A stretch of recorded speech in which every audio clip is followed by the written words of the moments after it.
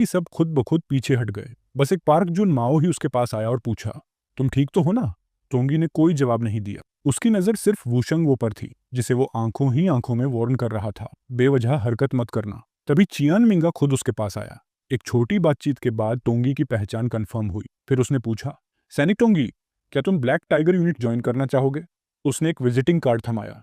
पूरा मैदान हैरान रह गया। ब्लैक टाइगर वो स्पेशल फोर्सेस यूनिट थी जो मॉन्स्टर चीफटेंस की हत्या और डंजन बॉम्बिंग बॉम्बिंग के लिए फेमस थी। लेकिन टोंगी ने शांति से इनकार कर दिया। कहा, मैं तो बस एक एफ क्लास प्राइवेट हूँ।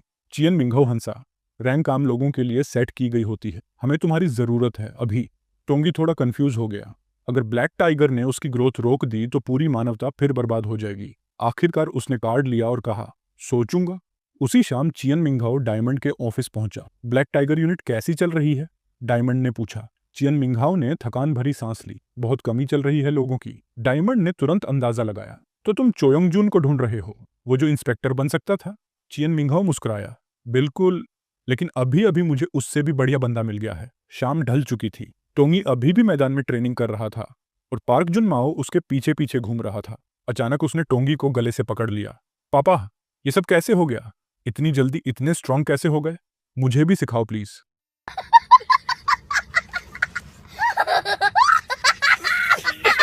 दूसरी तरफ डायमंड अंधेरे में खड़ा सब देख रहा था। उसने फोन उठाया। सोल्जर टोंगी की सारी प्री इनलिस्टमेंट फाइल्स निकालो। फोन रखते हुए डायमंड खुद से बड़बड़ाया। टोंगी, मुझे माफ करना चाहिए, लेकिन अब मैं तुम्हें और ज्यादा पाना चाहता हूँ। अगले दिन डायमंड ने टोंगी का पूरा बैकग्राउंड निकाल लिया। कुछ इलीगल रिकॉर्ड्स भी निकल आए। टोंगी थोड़ा शर्मिंदा हुआ, लेकिन डायमंड ने कोई सजा नहीं दी। बोला, तुम वही हो जिसे मैंने चुना है। तभी टोंगी ने एक रिक्वेस्ट रखी, मैं एक नई हथियार सिलेक्ट करना चाहता हूँ। डायमंड ने तुरंत मंजूरी दे दी। गोब्लिन इंसिडेंट में उसकी सर्विस के बदले। वैल्किरी के साथ टोंगी आर्मरी में पहुंचा। चारों तरफ चमचमाते हथियार थे, लेकिन उसने ध्यान नहीं दिया। काफी देर सोचने का नाटक किया और फिर एक जंग लगा हुआ कान से तलवार उठाया। Cloud sword. ये तलवार नमी सोख सकती थी और धुआं छोड़ सकती थी। इसका असली नाम था सोर्ड हिडन इन क्लाउड्स, जिसे वेयर गॉड क्लाउड मास्टर यूज करता था, और उसकी अल्टीमेट फॉर्म थी लाइटनिंग, आसमान से गिरती हुई शुद्ध मैस्कुलिन एनर्जी। पिछले जन्म में यिन लॉर्ड ने इसी तलवार से सोर्ड सेंट की हाइट तक पहुंच बनाई थी। वॉल्करी ने झल्लाकर कहा, मुझे तुम्हारा रिकॉर्ड पसंद नहीं, लेकिन इस कबाड़ को उठाना वाकई में बेवकूफ़ी है। टोंगी ने कुछ प्रैक्टिस स्विंग की और बोला, फील तो अच्छा है, बस यही ले लूंगा। वो बोल ही रहा था कि पूरे बेस में अलार्म बज उठा। शहर के बीचों बीच एक नया पोर्टल खुल चुका था और उसमें से मंकी मैन बाहर आ रहे थे। हर कोई तुरंत आर्मर पहनने में जुट गया, लेकिन टोंगी बिल्कुल शांत था, जैसे उसे सब पहले से पता हो। उसकी ये शांति देखकर वैल्किरी भी थोड़ी इंप्रेस्ड हुई। जल्द ही शहर के गिल्ड्स और मिलिट्री यूनिट्स पोर्टल साइट पर पहुंच गए। ब्लू लोटस गिल्ड की महंगी गियर और शाइनिंग हथियार देखकर बहुतों ने मन में ठान लिया, डिस्चार्ज के बाद तो यही ज्वाइन करना है। उधर टोंगी अपने स्क्वाड के साथ मीटिंग कर रहा था। ये जो मंकी मैन है, ये तेज है और जहर से भरे तीर और गैस अटैक करते हैं, इसलिए लड़ाई के दौरान हर हिस्सा ढककर रखना और गैस मास्क जरूर पहनना। बाकी स्क्वाड्स ने हंसना शुरू कर दिया। सपोर्ट टीम टैक्टिक्स पर मीटिंग कर रही है, क्या तुम लोग फ्रंटलाइन पर जा रहे हो? टोंगी का चेहरा सीरियस हो गया। शहर में कई रास्ते हैं, मंकी मैन पीछे से भी घुस सकते हैं, हमें सतर्क रहना होगा। सामने वाले आदमी ने मजाक में जवाब दिया, अगर ऐसा हुआ तो मैं संभाल लूंगा। लेकिन टोंगी को अपने पिछले जन्म की याद थी। मंकी मैन सीवर के रास्ते रियर यूनिट तक पहुंच गए थे। सब चौंक गए थे। जहरीली गैस से पहले सब पस्त। फिर एक तीर ने टोंगी को चुपचाप चीर दिया। मंकी मैन का खंजर उसके ऊपर गिरने ही वाला था कि पाक जुनमाओ बीच में कूद पड़ा। उसने उस हमले को रोका, लेकिन उस तीर से टोंगी की एक आंख चली गई।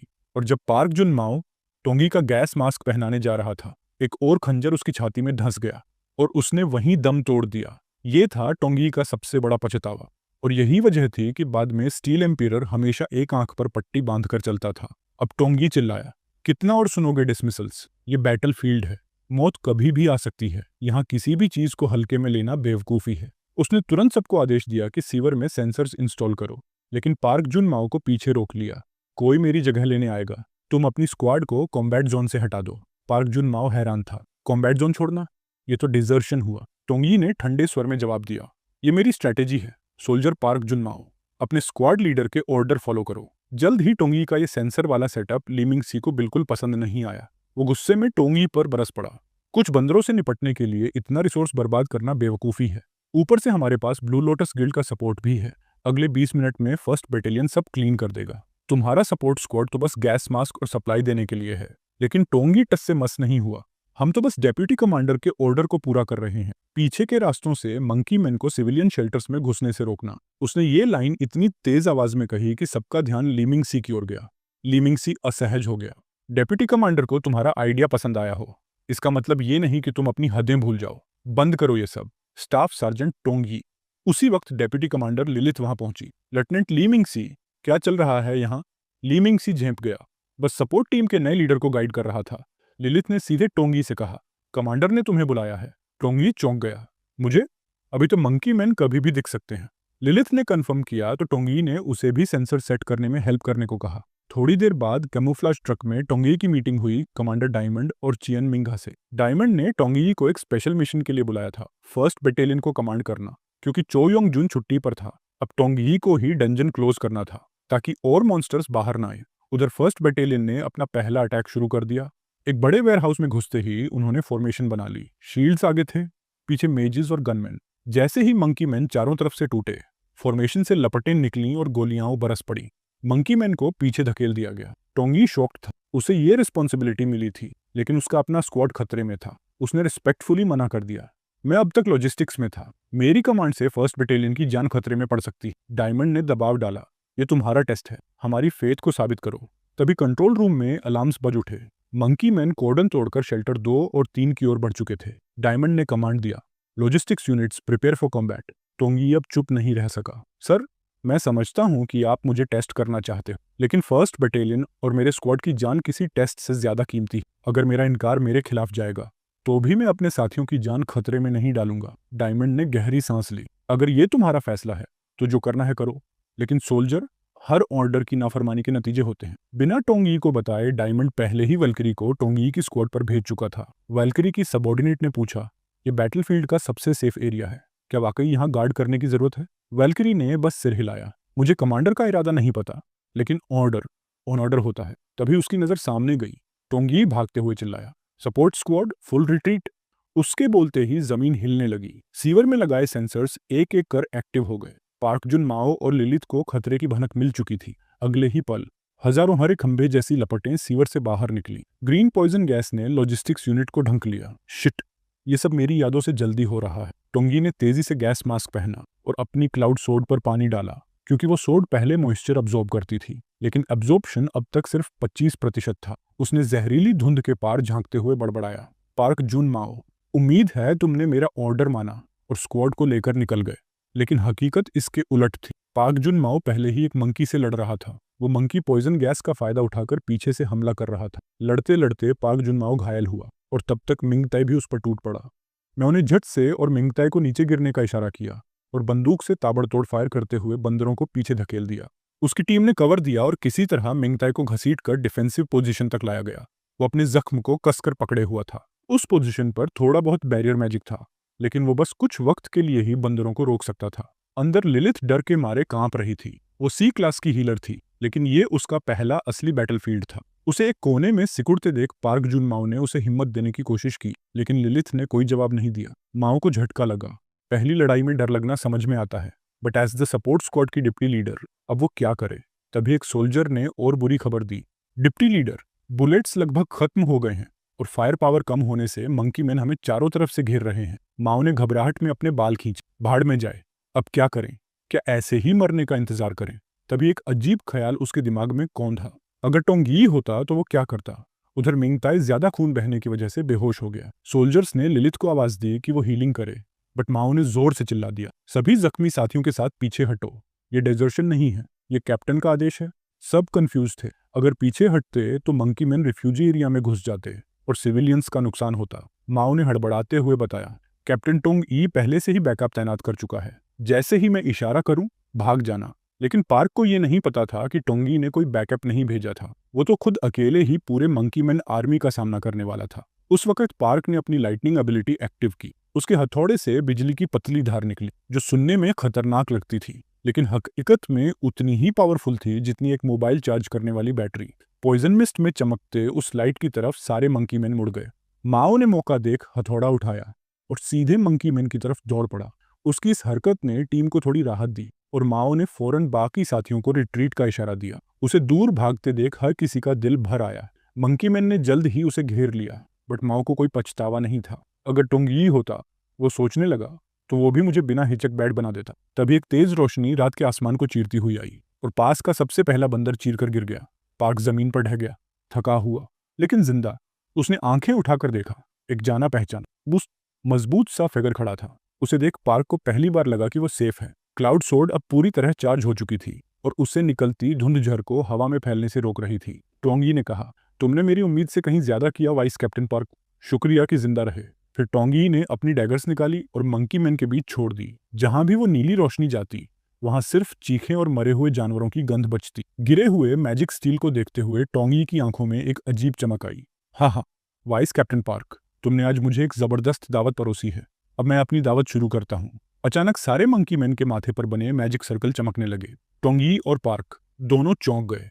मंकी मैन ने अपना रुख बदल दिया और अब वो सीधा सपोर्ट टीम की तरफ भागने लगे। टोंगी ने खतरे की गंध सूंघ ली और पार्क को तुरंत सपोर्ट टीम की हेल्प करने को कहा।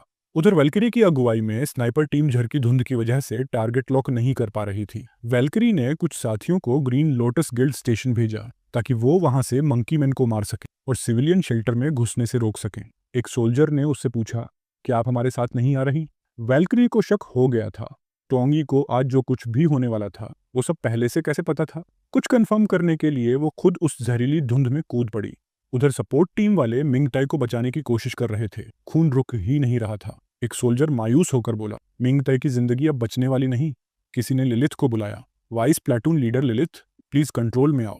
लेकिन कोने में सिमटी लिलिथ अब तक उस डर से उबर नहीं पाई थी और टीम में हीलिंग का इकलौता सहारा वही थी। तभी अचानक एक अजीब सी एनर्जी ने डिफेंसिव पोजीशन के चारों तरफ लगे बॉक्सेस को जबरदस्ती खींचना शुरू कर दिया। जो ही डिफेंसिव फॉर्मेशन की रून लाइनें टूटने वाली थीं, दो सोल्जर पूरी जान झोंककर उन बॉक्सेस को पकड़कर खड़े हो गए, उस रहस्यमयी ताकत से लड़ते हुए। उसी वक्त एक और सोल्जर भागा भागा मदद के लिए चिल्लाया। ये एनर्जी किसी आम दुश्मन की नहीं थी, ये उसी बंदर जैसे इंसानों के लीडर की थी। अचानक उस लीडर ने अपने मैजिकल इनपुट को और बढ़ा दिया। एक झन्नाटेदार क्रैक के साथ रून लाइनें बिखर गईं। और तो और, जिन बंदर आदमियों को पार्क ने अपनी जान पर खेलकर पीछे धकेला था, वो अब वापस लौट आए थे। एकदम उस वक्त जब सब कुछ टूटने ही वाला था, वो दोनों सोल्जर जो बॉक्स थामे हुए थे, उनकी आंखों में हार झलकने लगी। खत्म हो गया सब। वाइस कैप्टन पार्क शायद अपनी जान कुर्बान कर चुका होगा। लेकिन तभी दो परछाइयां बंदर आदमियों के पीछे आकर खड़ी हो गईं। हरामी की औलादों, मेरी टीम को हाथ लगाया तो काट के फेंक दूंगा। एक जोरदार आवाज गूंजी और एक डैगर हवा में उड़ा। टोंगी ने उस डैगर को कंट्रोल करते हुए सीधा लीडर की खोपड़ी की तरफ फेंका। लीडर तेजी से पीछे हटा, लेकिन डैगर अचानक एंगल बदलकर फिर से उसकी ओर मुड़ा। लीडर के मूव्स में एक अजीब सा कॉन्फिडेंस था। उसने स्टाइल में बार बार डॉज किया। टोंगी ने अटैक रोका और देखा कि जहरीली गैस छोड़ने वाले सारे कंटेनर तबाह हो चुके हैं। लीडर की आंखों में गुस्सा झलक उठा। अब बंदर आदमी एक नए ऑर्डर पर टोंगी की तरफ भागे, लेकिन जैसे ही वो पास पहुंचे, वो चारों तरफ बिखर गए, जैसे किसी जाल में फंसा शिकार। टोंगी थोड़ा कंफ्यूज हुआ, लेकिन फिर भी आगे बढ़ता रहा। और तभी चारों तरफ से दर्जनों ब्लो पाइप्स उठे और सैकड़ों जहरीली सुइयां खामोशी से उड़ती हुई आईं। टोंगी ने बिजली की रफ्तार से अपना क्लाउड सोर्ड घुमाया और पार्क की बाईं तरफ की सारी सुइयां रोक दी, लेकिन दाईं तरफ से आने वाली सुइयों से बचना नामुमकिन लग रहा था। पार्क, झुक जा, टोंगी चीखा और तुरंत अपनी एबिलिटी एक्टिवेट की। सुइयों की दिशा थोड़ा मोड़ दी, लेकिन मैजिकल एनर्जी इतनी तेजी से खर्च हुई कि उसका डैगर अब कंट्रोल से बाहर हो गया। उसे समझ आ गया, ये सारे बंदर आदमी उस लीडर के कंट्रोल में हैं। उसने तुरंत पार्क को लेकर पीछे हटने का फैसला किया और चिल्लाया, रिट्रीट करो और डिफेंसिव पोजीशन की तरफ। लेकिन वो बंदर आदमी कहाँ पीछे हटने वाले थे। एक बार फिर जहरीली सुइयां हवा में आईं, मगर टोंगी ने इस बार भी उन्हें मेटल सेंस से पहचान कर मोड़ दिया। कूद कर वो फॉर्मेशन में वापस आया। अब उसके चेहरे पर वो पुराना घमंडी एक्सप्रेशन था। बंदर आदमी का लीडर गुस्से में दांत पीसता रहा। टोंगी ने पलट कर देखा, उसकी टीम बुरी हालत में थी। पार्क चिंतित दिखा। कैप्टन टोंग, मिंगाई की पल्स बहुत धीमी है। टोंगी ने चारों तरफ देखा और लिलिथ को कोने में कांपता पाया। मिंगाई मर रहा है लिलिथ, तुम यहाँ छुप रही हो। उसे देखकर टोंगी को समझ आ गया, ये पैनिक अटैक है। लेकिन वो टीम की इकलौती हीलर थी। टोंगी ने बगैर वक्त गंवाए उसे जोरदार थप्पड़ मारा। तुम चाहती हो कि सब मर जाएं? होश में आओ लिलिथ। उस थप्पड़ की गर्मी ने लिलिथ को होश दिलाया। टोंगी की निराश आंखें देखकर लिलिथ को समझ आ गया, अब भागने का वक्त नहीं है। उसने अपनी कायरता को किनारे रखकर दोनों हाथों से हीलिंग मैजिक कास्ट करना शुरू किया। उसका मैजिक लगातार मिंगटाई के जख्मों को भरने लगा। हालांकि बहुत खून बह चुका था, फिर भी लिलिथ ने हार नहीं मानी। जब टोंगी ने देखा कि उसका साथी अब खतरे से बाहर है, उसने चैन की सांस ली। फिर एक इशारे में उसका टीममेट्स डैगर हवा में गोल गोल घूमते हुए उसके चारों ओर मंडराने लगा।